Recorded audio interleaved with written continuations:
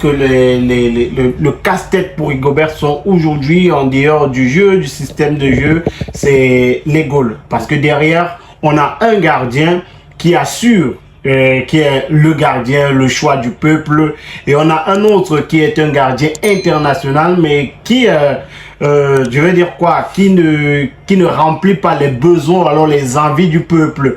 C'est le casse-tête de Rigobert. Sont André Onana ou alors Fabrice Ondoa dans les goals des Lions indomptables pour cette rencontre. Je crois que ce soit l'un, que ce soit l'autre, tous jouent pour le Cameroun, hein, mais le plus important maintenant, c'est le plus décisif. Quel est le gardien qui nous apporte le plus de chance? Moi, j'ai quelqu'un qui m'a dit Fabrice Ondoa a beaucoup plus de chance, ou les Lions ont beaucoup plus de chance quand Fabrice Ondoa est dans les goals. Je pense que Fabrice Ondoa dégage quand même quelque chose là, quelque chose qu'on peut qualifier de Himmler, parce que après, il ne s'est jamais plaint. Je pense que jusqu'ici, même à chaque fois qu'il a été dans le banc, il est toujours resté serein. Et à chaque fois qu'on lui a donné l'opportunité de jouer, il a toujours joué comme s'il jouait depuis. Et la chance qu'on a avec Fabrice Ondoa, c'est que c'est un expérimenté de la compétition. Donc, il maîtrise un peu mieux la compétition que André Onana. Bon, je pense aussi qu'André Onana, c'est un très bon gardien international, mais ses prouesses avec l'équipe nationale ne sont pas satisfaisantes, parce que je me dis qu'il est un peu trop star, qu'il se suffit un peu trop, et que peut-être le football, le niveau des joueurs locaux, ou alors le niveau de la compétition ne représente pas grand chose par rapport à ce qu'il a l'habitude de vivre. Mais je voudrais qu'il s'actualise en fait, parce que après un gardien international, on n'est pas seulement international parce qu'on joue très bien dans son club. Il faut aussi être performant dans son équipe nationale. C'est tout ça qui fait l'internationalité du football. Donc, moi, je pense que ce soit André Onana, il est assez conscient de la compétition. Il sait d'où on sort pour se retrouver. Là où on est aujourd'hui, je pense que ce soit André Onana. Et ce que je voulais aussi révéler, c'est quoi? C'est que c'est à ce niveau qu'on comprend l'importance de la concurrence en fait. La concurrence, elle n'est pas négative, elle est positive, parce qu'elle pousse chacun à donner le meilleur de lui, à se surpasser. Donc, d'où la concurrence en fait.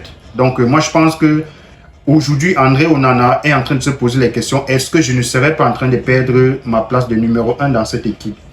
Pour que je ne perde pas cette place, qu'est-ce que je dois faire? Il doit se remettre en question et essayer de changer, ou alors essayer de donner 2 fois plus que ce qu'il a l'habitude de donner, peut-être pour qu'il regagne le cœur des Camerounais et qu'il reprenne sa place de numéro 1 dans cette équipe. Oui, même si Boris Berthold a encore révélé hier, et on en parlait, la dispute entre Samuel Eto'o et André Onana, Boris Berthold a révélé qu'il y a évidemment eu dispute entre André Onana et Samuel Eto'o, et que ce serait même Samuel Eto'o qui a décidé qu'il soit sur le banc de touche contre la Gambie. Dans tous les cas, on en parlera après la rencontre, parce que maintenant on se bat à envoyer les ondes positives à notre équipe qui jouera un match décisif demain. Voilà, et il y a aussi le côté gauche de la défense camerounaise.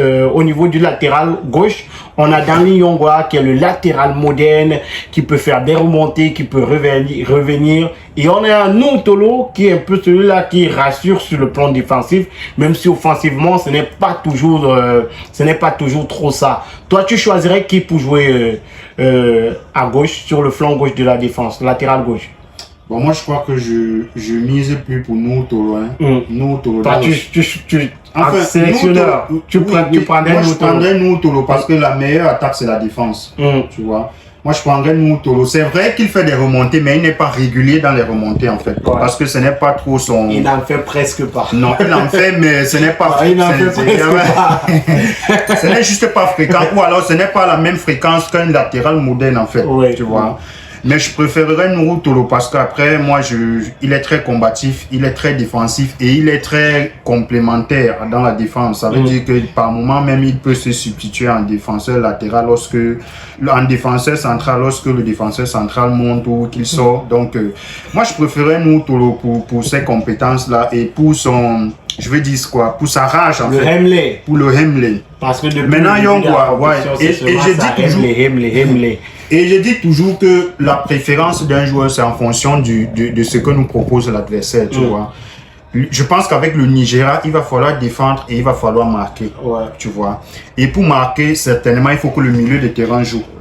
pour défendre, il faut certainement qu'on ait de très bons défenseurs. Donc, en fonction de ce que l'adversaire nous proposera, je pense que le sélectionneur sera mieux placé pour savoir entre Yongwa et nous, Tolo, qui pourra faire l'affaire. Et je crois qu'avec ces latéraux-là, on a le même cas qu'Andro Onana et Fabrice Ondoa.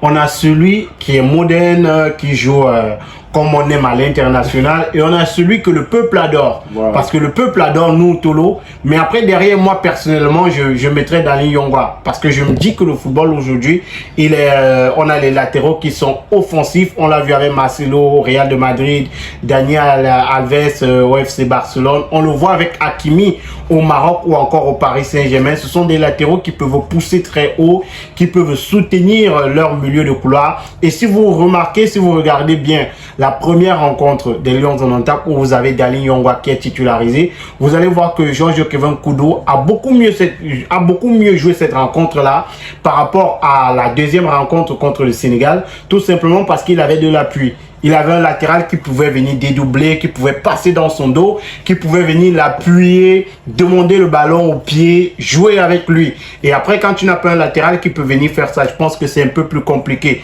Donc moi, personnellement, je pense que nous, Tolo, il est très bon défensivement. Mais dans le football d'aujourd'hui, on a aussi besoin des latéraux qui vont pousser très haut, qui vont aider. Donc maintenant, le choix, il est à Rigobertson. Et aussi, pour éviter qu'on ne tire sur lui, il avait dit à la fin de la conférence de presse contre la Guinée, ou la conférence d'avant-match contre le Sénégal, chacun va maintenant jouer à son poste. Donc, peut-être qu'il va mettre nous Tolo pour ne pas se faire lyncher si c'est au conditionnel. Le Cameroun perd parce que derrière aussi, le peuple, tant que les joueurs qu'il fallait sont au stade et qu'il y a une défaite, ils acceptent beaucoup mieux. On est un peu satisfait, mais je crois que en termes de défense, en termes d'attaque, moi je pense que le Cameroun aujourd'hui doit avoir un sélectionneur qui adapte son système de jeu en fonction de ce que l'adversaire nous propose. Et le football moderne, on ne doit pas seulement le pratiquer parce qu'il faut le pratiquer. On le pratique en fonction des individualités que nous avons et en fonction de ce qu'on recherche au cours d'un match aussi. Donc moi je pense que ce soit nous, que ce soit Dani Yongwa, je pense que chacun a sa place, mais tout dépend de l'enjeu. Tout dépend de l'adversaire parce qu'il y a des matchs où on a besoin d'un latéral moderne. Ouais. Il y a des matchs où on a besoin d'un latéral tout fait, c'est-à-dire un latéral qui est dans son rôle de latéral. Uniquement défenseur. Uniquement défenseur. Je pense que